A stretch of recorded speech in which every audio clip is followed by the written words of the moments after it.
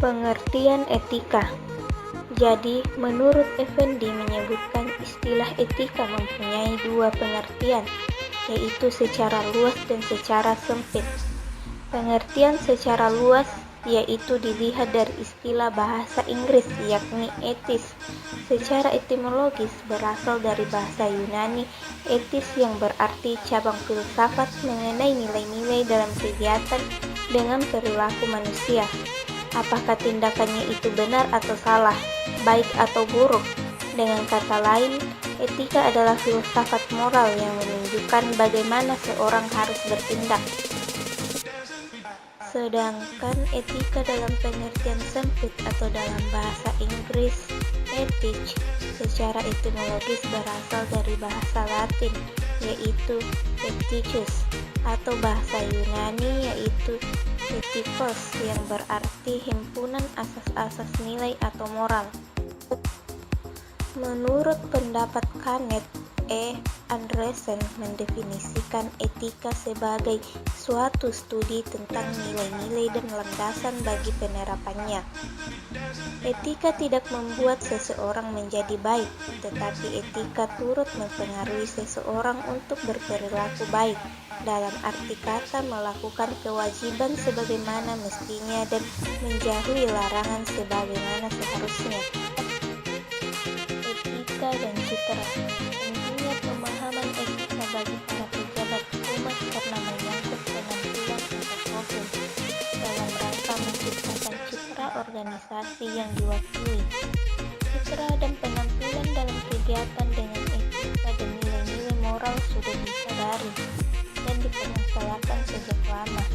Secara humas dikonseptualisasikan, lebih-lebih setelah didirikan International Public Relations Association atau IPRA, Code of Conduct, yaitu kode etik atau kode perilaku dari Humas Internasional, diterima dalam konferensinya di Venice pada bulan Mei 1961. Berikut ini adalah ikhtisar kode etik tersebut. Yang pertama, integritas pribadi dan profesional atau standar moral yang tinggi, reputasi yang sehat, ketaatan pada konstitusi dan kode IPRA.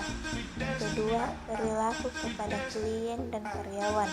Yang dimaksud dengan perilaku kepada klien dan karyawan itu seperti perilaku yang adil terhadap klien dan karyawan, tidak mewakili kepentingan yang berselisih bersaing tanpa persetujuan, menjaga kepercayaan klien dan karyawan, tidak menerima upah kecuali dari klien atau atasan, tidak menggunakan metode yang menghina klien lain, menjaga kompensasi yang bergantung pada pencapaian suatu hasil tertentu.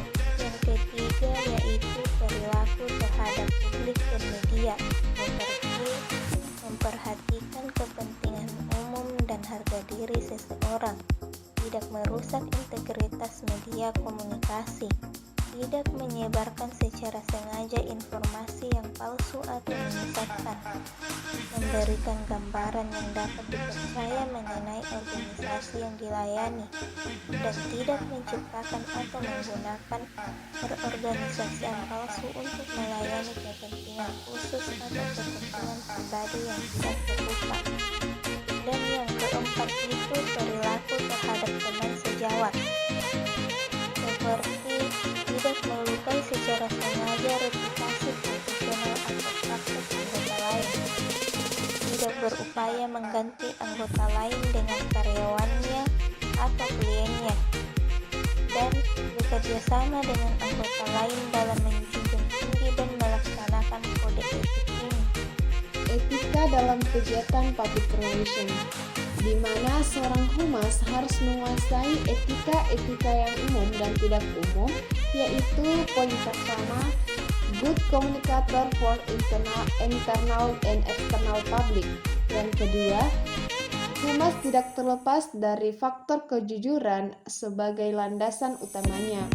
Poin ketiga, memberikan kepada bawahan atau karyawan adanya sense of belonging and sense of pride pada perusahaannya. Dan yang poin keempat yaitu etika sehari-hari dalam berkomunikasi dan berinteraksi harus tetap terjaga. Poin kelima, menyampaikan informasi-informasi penting kepada anggota dan kelompok yang berkepentingan. Poin keenam, menghormati prinsip-prinsip rasa hormat terhadap nilai-nilai manusia.